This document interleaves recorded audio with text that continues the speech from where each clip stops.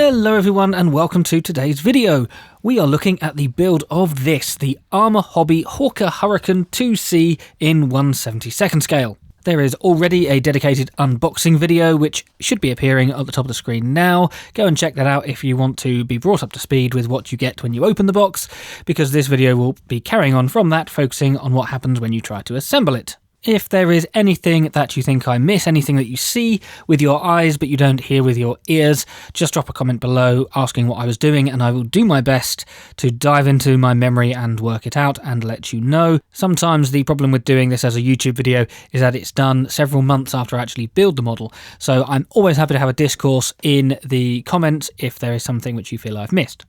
But without any further rambling, let's go on and take a look at what happened when I built this rather lovely little kit.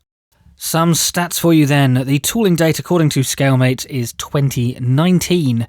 There are a grand total of 62 parts over one sprue, well, one grey plastic sprue and then one clear obviously, 2 decal schemes which are both essentially the same, and for recommended retail price it's a little bit tricky. This is one of the older versions of the Hurrican, so you can get it for less than £16, but then there are some newer ones that cost more than that, so I sort of split the difference and thought around about the £16 mark is what you should expect to see this for.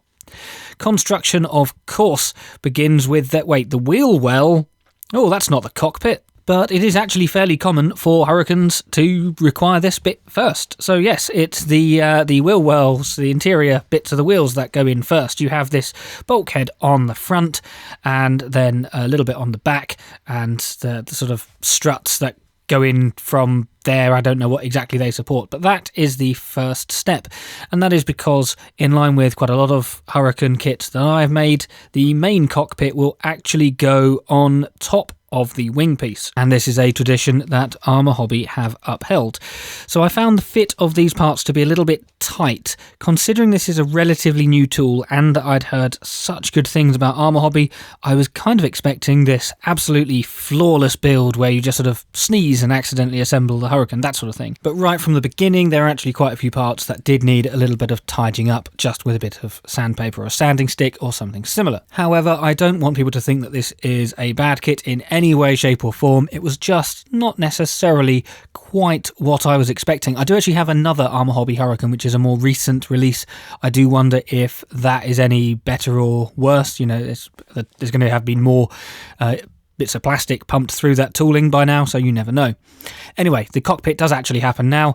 We have the main seat and bulk head bit going onto one side of the fuselage, and then as the instructions show here, this framework supports the rest. At this part of the construction I noticed something odd, or an observation again, on the sprue layout, which is that all the parts are all over the place. Now obviously I know that that's kind of what you expect, but it's not a case of part 1 is top left and 62 is down the bottom right or anything. They're all over. So this is part 7 or something, and then 2 is on the right, you've got 3 down the bottom left, and it takes a little bit of hunting to find all the parts that you need. They're not connected by where they are on the plane or anything, and they're not connected by number either. I'll comment a little bit more about that towards the end, but I thought I'd raise it now as I did when I was building. The interior colour is of course my usual Hurrican interior grey green. I say usual, it's usual for RAF aircraft because it's RAF interior grey green, and that was painted just with a paintbrush on the sides of the fuselage. Then this Hurrican aluminium, which again blue line, so it's designed for paintbrushing, was applied on the relevant aluminium parts, including the seat, the bulkhead, and the vast majority of the cockpit, which is of course on the floor. We have some Vallejo black. This is again, well, I say it's again, it's model colour, so it's designed for paintbrush, it's not thin for airbrush or anything, and this was painted on the relevant black bits, including the instrument panel and bits on the control stick and things like that. I generally use matte black for this, even though on the instrument panel, if there's a decal, I then go over with some gloss varnish. So I could just use gloss black, but I do find it a lot easier to paint with matte black on these unprimed surfaces. Something I mentioned in the unboxing were the decals for the instrument panel, which are in duplicate. There's 2, so rather than print all of the colours in one, they've printed basically black and white on one of them and then a colour on the other one. So you're putting a decal on a decal.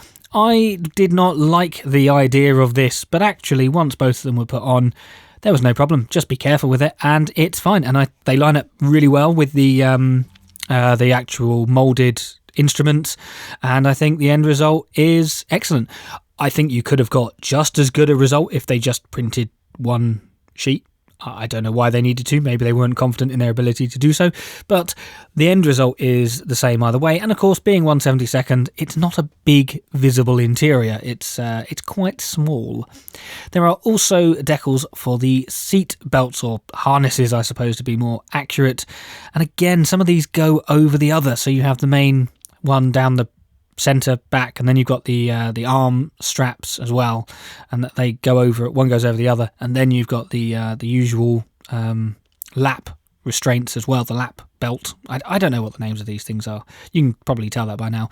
And these have to be, or don't have to be, but they should really be bent over the side of the seat. So a little bit fiddly. Not a big fan of decal seat belts, but it's a lot easier than making my own with tape or anything, because I am, after all, a bit lazy. The radiator under the wing can only be slung correctly, so it has a front and a back, and they are notched in such a way that you can only put the front in the front and the back in the back. It's a very simple feature, but I do like it just in case I make a stupid mistake. I'm just not paying attention. It does sometimes happen, and the fact that you have a physical barrier to making that mistake is very helpful. That sits underneath the wing, as you can see here, and we have a separate front piece that doesn't actually have any location point so much as just line it up with the radiator body itself. And that's a good little segue into the quality of things like locating pins. I do mention them from time to time because obviously you're probably familiar with brands like Airfix that will make kits nice and easy to assemble. Other limited run companies don't. I'm not saying Arma Hobby are. In fact, as you can see here, they are clearly producing kits to a high standard with locating pins that line up perfectly. Some manufacturers should take note, and very well thought out as to how the parts go together, so it's difficult to make a mistake. I, for one, appreciate that sort of quality of life. On to a wash for the interior, and it's this Citadel Colours contrast grey paint that I like to call Snakebum Grey.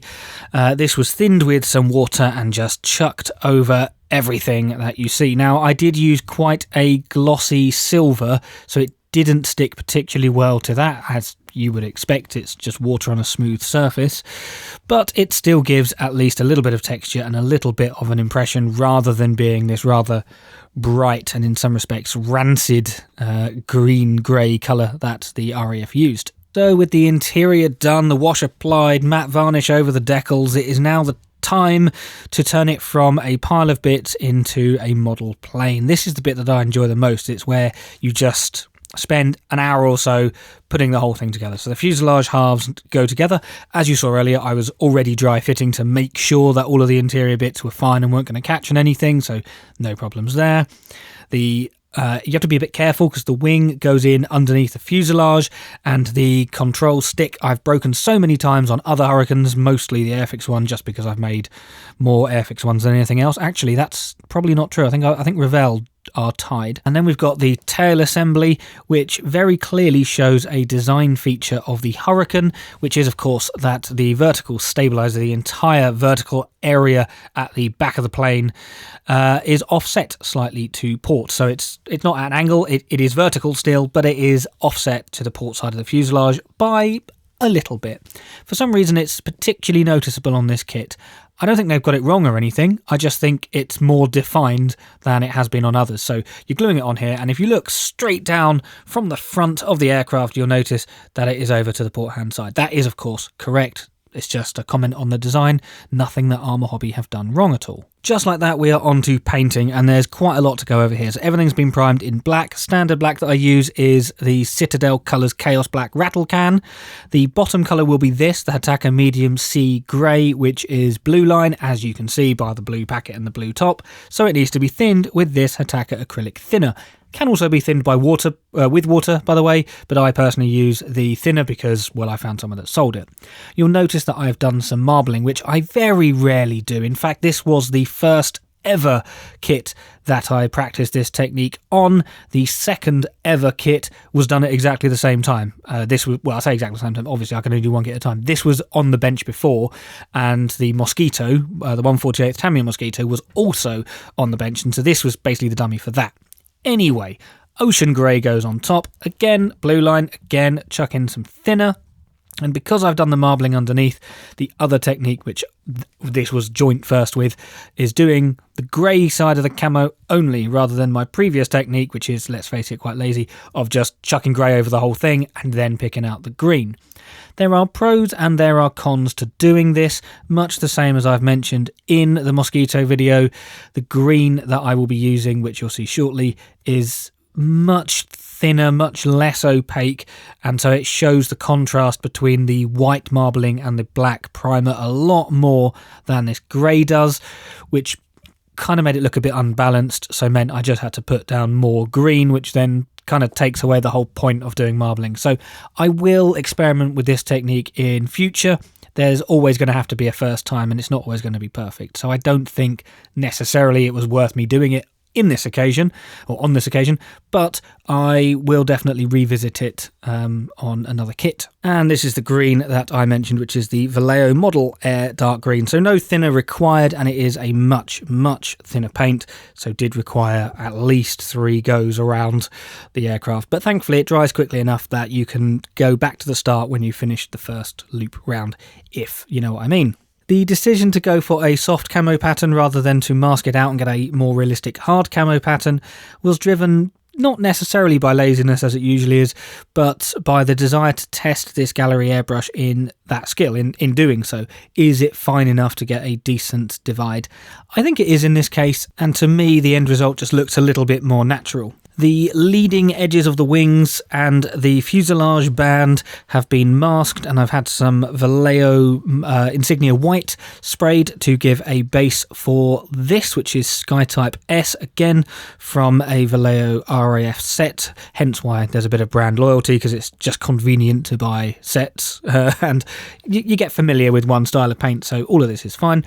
Obviously the leading edges are going to be painted yellow and not sky, but I gave them a white base nonetheless. The option that I went for with the Decals does have sky lettering, and I was slightly concerned that the Sky Type S that Arma Hobby have decided to use is not the same as the Sky Type S that Vallejo has decided to use, because they are all very different. Everyone has a different interpretation of Sky Type S, more so perhaps than any other colour. Everything was given a coat of gloss varnish, just some Vallejo gloss as you can see here, thinned with some airbrush thinner, and we're onto the decal sheet. Again, just want to comment on the placement. Some companies will group them together, scheme A and scheme B. Not in this case. Everything has just been chucked together in one big blob, with the stencils being a second blob down the bottom.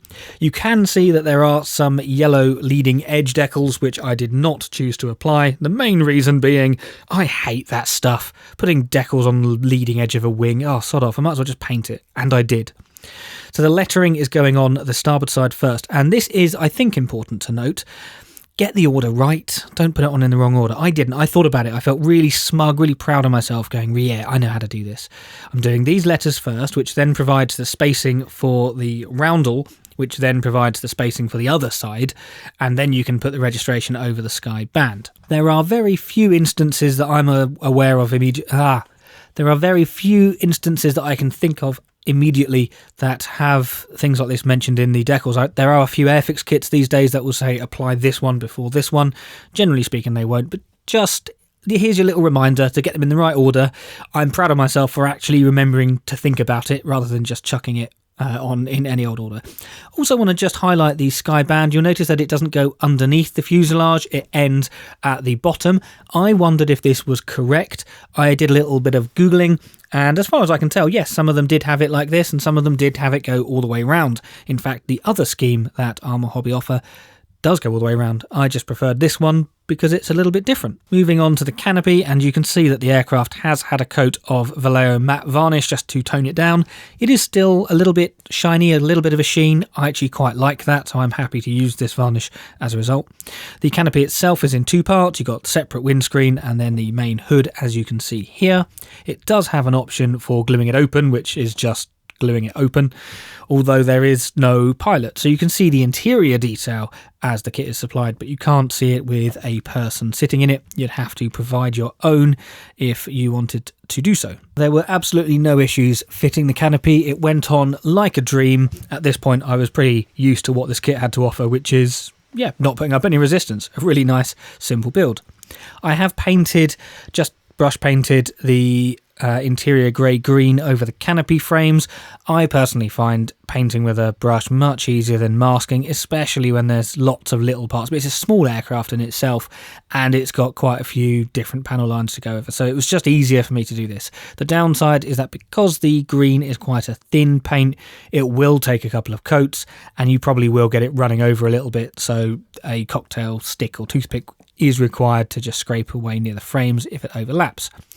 Onto the undercarriage, and this was a little bit fiddly, so you've got to feed this longitudinal leg through the framework that you glue in right at the beginning of the build.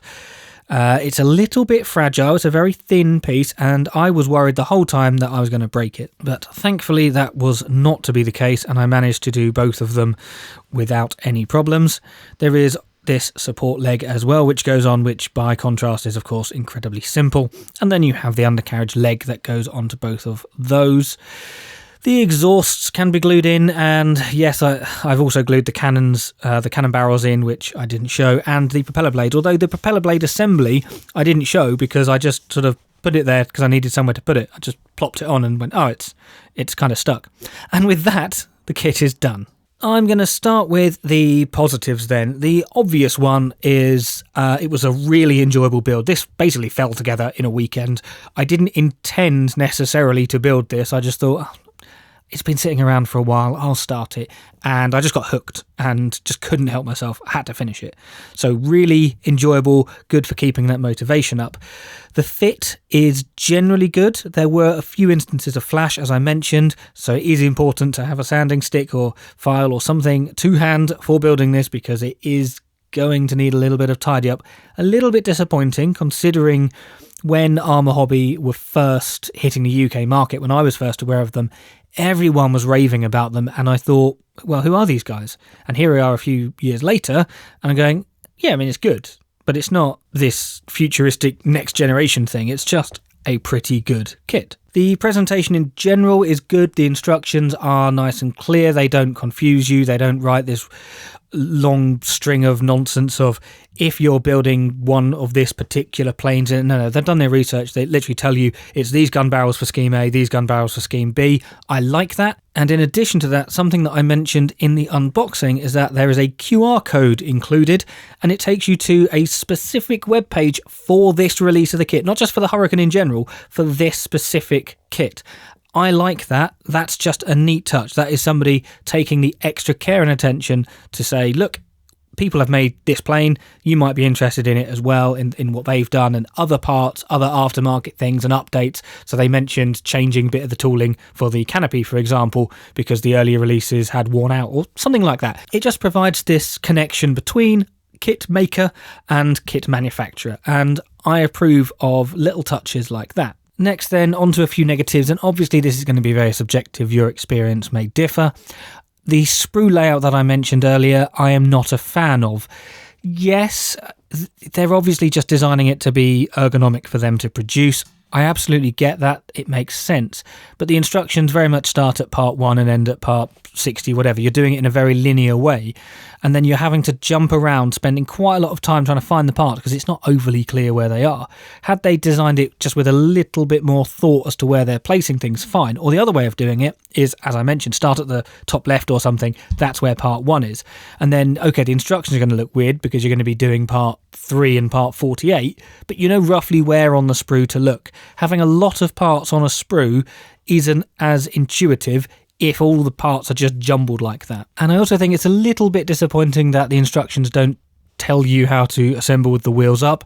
Not that I particularly care about that. Most of my models will be displayed with the wheels down, but this is supposed to be a fairly premium entry into the market, and if you don't offer variety, then are you really that premium? So same with the lack of pilot, although again, I personally wouldn't necessarily use a pilot, and I suppose if you don't have a pilot, there's no point in having wheels up, but you get the idea. My final criticism, which is a little harsh because I'm sure Arma Hobby aren't as in control of this, especially when it's sold in the UK, the price.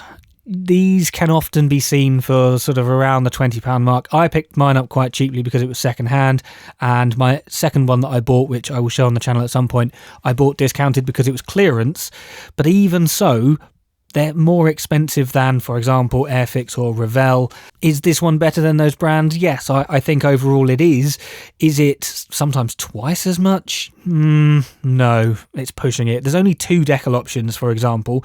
Yeah, you can get more premium versions of this kit, but then the price goes up again and again. And do I need 3D printed parts? Do I need all of these extra schemes? Well, they're nice, but not if I'm spending 30 quid on a 1/72nd scale Hurricane, you know? So it's a little bit expensive for the end result. A Hurricane's going to be a weekend build either way. In 1/72nd scale, I don't really want to be spending as much as you can pay for this. I'm very glad that I've got it. I'm very glad that I've got a second one to build, but I'm not going to be buying them at full price. But what do you think? Have you built this kit? Do you think it's a bit too expensive? Do you think it is a work of art? Do you completely disagree with me saying that the sprue is a big jumbled mess because it helps the value by adding a treasure hunt into the build experience? Either way, interested in your thoughts as ever, so drop in the comments below. If you've liked the video, please give it a thumbs up. If you haven't subscribed and you've watched this far, please hit that subscribe button because I like watching numbers go up. You could even become a channel member like the people appearing on screen. These people are very much appreciated. They help with a little contribution each month just to keep the channel going, and in reward I'm trying to get better at this, but I'm trying to post pictures of what's on my bench as and when they're on my bench, so the channel members will have known about this kit back in July, which is when I built it, and if something's particularly popular with the channel members, I might push the video out a little bit sooner. So if you want to join them and can afford to join them and whatever else, then please do. You may have some influence. If not, then don't worry about it. Just watching the video is good enough for me. And as one final little treat, I'm going to invite everyone to go and have a cake, a snack or something, or a healthy treat, because I've scheduled this video to come out on my birthday, and if you've watched it this far to the end of the video, then I think you deserve to celebrate my aging with a little treat. Until next time, goodbye.